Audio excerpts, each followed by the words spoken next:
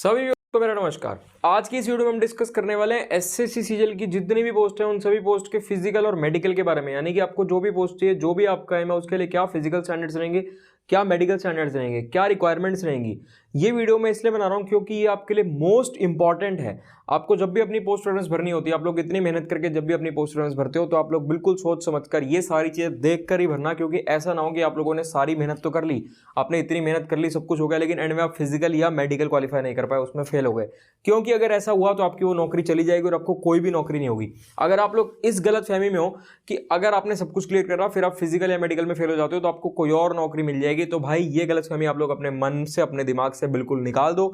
क्योंकि अगर ऐसा हुआ तो उसके बाद आपको कोई भी नौकरी नहीं मिलने वाली है। ये इतना ज्यादा इंपॉर्टेंट होता है कि आपने सब कुछ तो क्वालिफाई कर लिया, इसमें फेल तो फेल। क्योंकि देखो बाकी सारी चीजें एसएससी करवाता है और जनरली फिजिकल और मेडिकल जो होता है वो आपका डिपार्टमेंट करवाता है, आपके डोजियर्स वगैरह सब जा चुके होते हैं। तो उसके बाद अगर आप फेल हो जाओगे तो भाई आप लोगों को कुछ नहीं मिलेगा।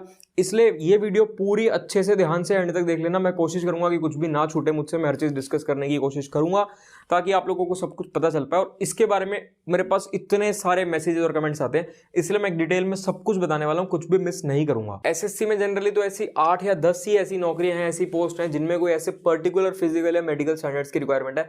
बाकी जितनी भी नौकरियां उनमें एक स्टैंडर्ड सा, मतलब बेसिक से आपके मेडिकल टेस्ट होते हैं कि आप लोगों को कोई बहुत बड़ी कोई मेजर डिजीज नहीं होनी चाहिए, कोई ऐसा इशू नहीं होना चाहिए। वो बेसिक चीजें तो होती हैं, लेकिन ऐसे पर्टिकुलर रिक्वायरमेंट सिर्फ 8 से 10 नौकरियों में। वो 8 से 10 नौकरियों में से कुछ के मैं आपको नाम बता देता हूं, जैसे कि GST inspector, examiner, preventive officer, narcotics inspector, narcotics sub inspector, CBI, NIA, UDC, BRO, इस टाइप की और कुछ नौकरियां हैं जिनमें हैं, तो हम डिस्कस कर लेंगे। लेकिन उससे पहले मैं एक चीज कहना चाहता हूं आप लोगों को कि भाई देखो, आपका सीजीएल 2022 का पेपर हो चुका है, सीजीएल 2023 बिल्कुल सिर पर खड़ा है। सीजीएल 2023 का एग्जाम कुछ दिनों में ही होने वाला है। तो अगर आपका स्कोर कम रह गया या कुछ भी ऐसा इशू रह गया तो भाई मन छोटा मत करना, तैयारी में लगे रहना और पोस्ट प्रेफरेंस देख के भरना, जिसके ऊपर ये वीडियो है।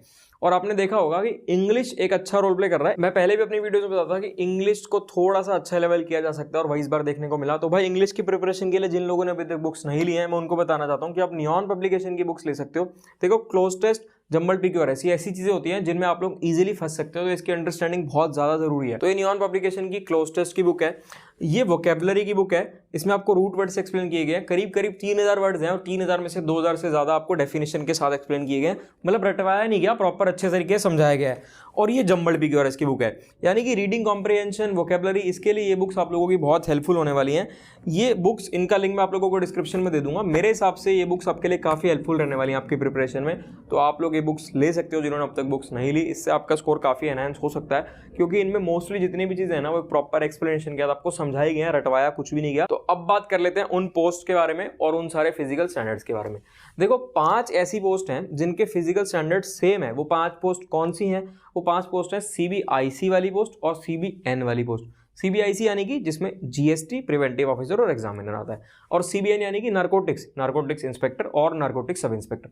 तो ये 5 ऐसी नौकरियां हैं जिनके फिजिकल स्टैंडर्ड्स जो है बिल्कुल सेम है, कोई ऐसा मेजर डिफरेंस नहीं है। तो हम पहले वो डिस्कस कर लेते हैं, उसके बाद स्टेप बाय स्टेप सीबीआई को भी डिस्कस करेंगे, एनआईए को भी डिस्कस करेंगे और जितनी भी पोस्ट है सभी को डिस्कस करेंगे। पहले मेल्स की बात कर लेते हैं, फिर फीमेल्स के बारे में बता देंगे। देखो, मेल्स के लिए जो हाइट चाहिए आपको इन 5 पोस्ट के लिए, वो बिल्कुल सिंपल, बिल्कुल बेसिक सी है। 157.5 सेंटीमीटर आपकी हाइट होनी चाहिए।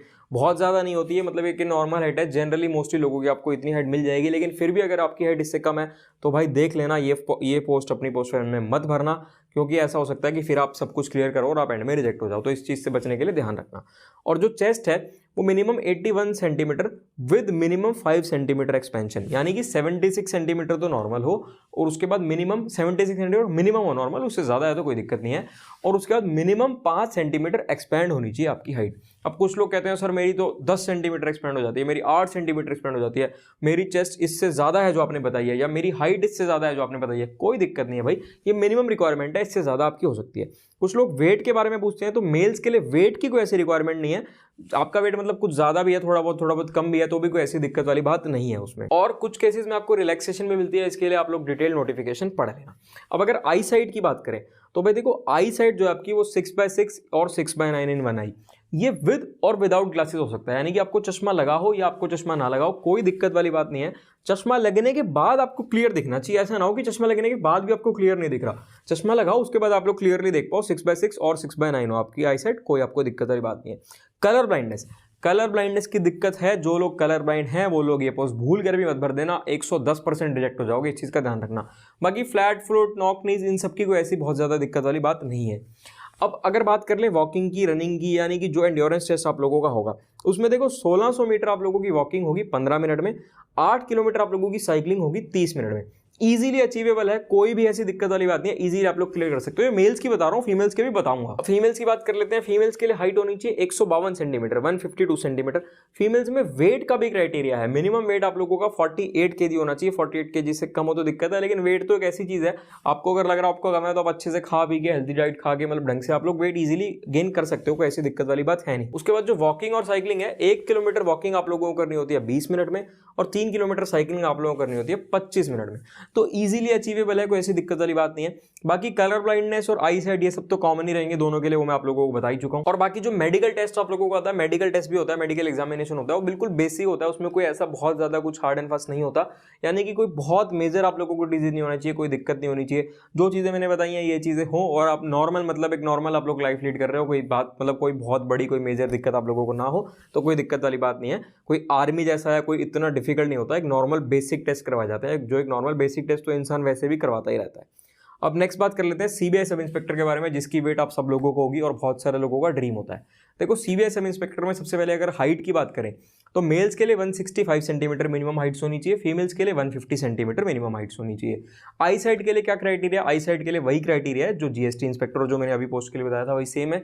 चश्मा लगा हो या ना लगा हो कोई दिक्कत नहीं है, लेकिन चश्मा लगने के बाद आप लोगों को क्लियरली दिखना चाहिए। और जो मेडिकल टेस्ट होगा, मेडिकल टेस्ट भी वही बेसिक सा होगा जैसे जीएसटी इंस्पेक्टर का होता है, सिमिलरली ही उसी टाइप का मेडिकल टेस्ट आप लोगों का होगा। कोई बहुत ज्यादा मुश्किल ऐसा कुछ नहीं होने वाला, आर्मी जैसा नहीं होने वाला, बेसिक से जो बेसिक टेस्ट होते हैं वो सारे टेस्ट करवाए जाएंगे। और चेस्ट की रिक्वायरमेंट मेल्स के लिए है 76 सेंटीमीटर मिनिमम चेस्ट होनी चाहिए मेल्स के लिए। अब नेक्स्ट हम बात कर लेते हैं एनआईए में सब इंस्पेक्टर।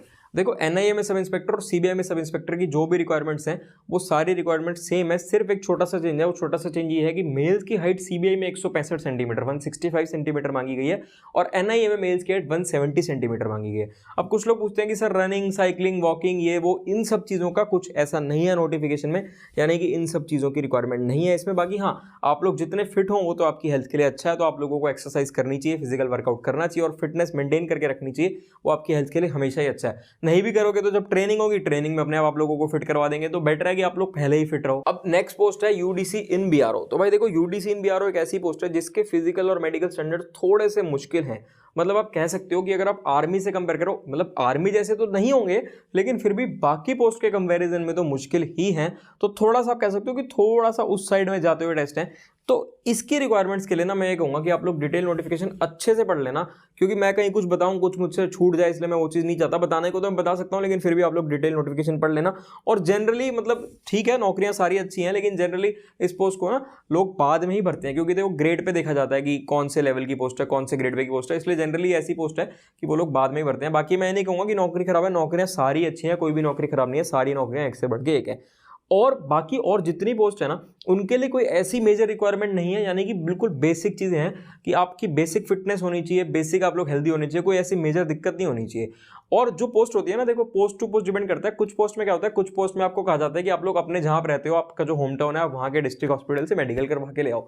कुछ पोस्ट में हॉस्पिटल अलॉट किए जाते हैं कि आपको यहीं पर इसी हॉस्पिटल में ही करवाना है। तो ये चीज़ें वेरी होती रहती हैं, चेंज होती रहती हैं। बाकी फिर भी डिटेल नोटिफिकेशन एक बार अच्छे से जरूर पढ़ लेना। हो सकता है मुझसे स्किप हो गया हो, लेकिन आप नोटिफिकेशन पढ़ना ताकि आपसे कोई ऐसी चीज स्किप ना हो। पोस्ट प्रेफरेंस भरने से पहले आपको सब कुछ पता हो, क्योंकि एक छोटी सी गलती भी ना आपका सिलेक्शन में रुकावट डाल सकती है। तो बार बार वही चीज कह रहा हूँ, डिटेल नोटिफिकेशन जरूर पढ़ लेना। अब देखो ये हाइट, चेस्ट, ये सब मैंने आपको बता दिया, कलर बैंड बता दिया, फ्लैट ट्रूथ बता दिया, कोई ऐसी मेजर दिक्कत नहीं है इन सब चीज़ों की। जो जो बेसिक रिक्वायरमेंट्स है मैंने बता दी।